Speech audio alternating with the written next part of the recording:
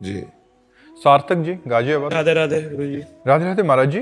महाराज जी, हम कैसे पहचाने कि हमारी भक्ति सच्ची है या बस मन और अहंकार को अच्छा महसूस कराने का?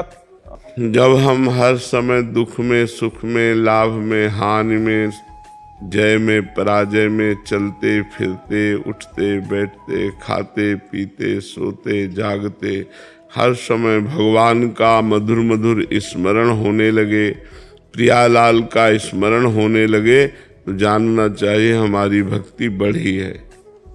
और जब केवल पूजा पाठ किया थोड़ी देर, इसके बाद मनोरंजन, संसार का चिंतन, उसी में हम फंसे हुए हैं, वो भक्ति नहीं है, उसका कोई विशेष महत्व नहीं है।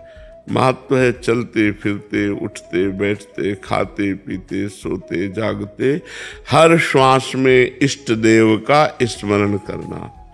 यदि भगवत स्मृति बढ़ रही है तो आपकी भक्ति ठीक है, और यदि भगवत स्मृति नहीं बढ़ रही तो भक्ति में कहीं दोष है, उसको छोड़ दो।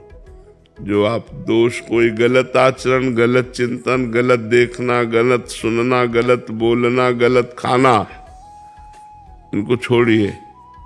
अगर इनको छोड़ दोगे तो आपकी भक्ति बढ़ेगी, और उस बढ़ने का फल है सब साधन कर यह फल सुंदर, प्रभुपद पंकज प्रीति निरंतर। अपने प्रभु के चरणों में निरंतर प्रीति बढ़े, यही समस्त साधना का फल है। और प्रीति का स्वरूप है स्मरण। जितना स्मरण करोगे उतना ही प्रेम बढ़ेगा, खूब भगवत स्मृति बढ़े, यही भक्ति का लक्षण है कि शुद्ध भक्ति हमारे हृदय में है। सुरेंद्र लोधी जी। राधे राधे राधे महाराज जी। महाराज जी, आप पूछना चाह रहे हैं कि न्याय करने के समय न्यायाधीश की मूल शर्त ज्ञान और चेतना है, तो फिर ये क्यों देखा जाता है कि जब भगवान के द्वारा दंड विधान होता है तब हमें कुछ याद नहीं रहता, बट हमें उस कर्म का फल मिलता है जो हमें याद ही नहीं है? तो महाराज जी, याद न रहे तो क्या कर्म तुम्हें दंड नहीं देगा? तुम किसी का कर्जा लिए हो और तुम भूल जाओ तो तुम्हारी गलती है। तुम्हारी याद तो बहुत कमजोर है। 9 महीने माँ के गर्भ में रहे, याद है? 9 सेकंड की भी याद है, और इसी जन्म में तो रहे, माँ के गर्भ में रहे कि नहीं रहे? तो अपनी याद तो बहुत कमजोर याद है। हो तो तुम ही, शरीर बदल गया। अब पूर्व में कर्म तुमने जो किए हैं वो तुम्हें दंड तो भोगना ही पड़ेगा। जैसे 10 वर्ष मुकदमा चलता है, आप भूल जाओ कि कत्ल किया था, लेकिन आपको जो सजा है, आजीवन सजा, फांसी की सजा, वो तो मिलेगी ना। अब कह दो हम भूल गए तो हमको क्यों सजा मिलती? भूल गए तो तुम्हारी गलती है, तुम्हारी कमी है। नहीं, तुमने जो जो अपराध किए हैं या जो जो अच्छे कर्म किए हैं उनका फल आपको मिलेगा। अच्छा, शरीर बदल जाते हैं। शरीर माने पोशाक। तो आप पहले जब कत्ल किए तो धोती कुर्ता पहन के किए थे, लेकिन अब जब आप मुकदमा लड़ रहे हैं तो आप पैंट शर्ट से लड़ रहे हैं, तो आपको सजा नहीं होगी क्या? सजा तो होगी ना। तो जैसे आप पूर्व जन्म में स्त्री थे या पुरुष थे या क्या थे, आपने पाप किया, अब इस जन्म में आप पुरुष स्वरूप में बालक हैं अभी, तो आपको भयंकर दंड मिला।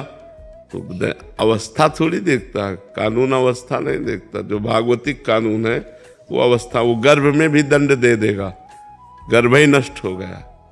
वो तो दंड विधान कर्म के अनुसार जो आएगा, तो ये थोड़ी देखा जाता है कि बालक बूढ़ा जवान। ये तो कपड़ा है बाहरी, बालक बूढ़ा जवान। जीवात्मा तो पुरातन है ना, भगवान का अंश है ना, और वही गलती करवा रहा तो उसी को भोगना पड़ता है। समझ पा रहे हो आप?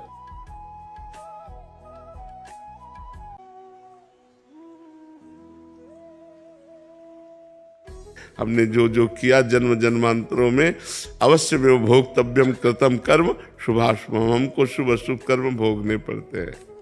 कुछ माफ भी हो जाते हैं क्या महाराज जी? हाँ, भजन करने से माफ हो जाते हैं। भजन करने से माफ हो जाते हैं। भजन करो, तपस्या करो, तीर्थयाटन करो, पवित्रता पूर्वक दान करो, भगवान का नाम जप करो, इसी से सब पाप नष्ट हो जाते हैं, सर्व पाप नष्ट हो जाते हैं।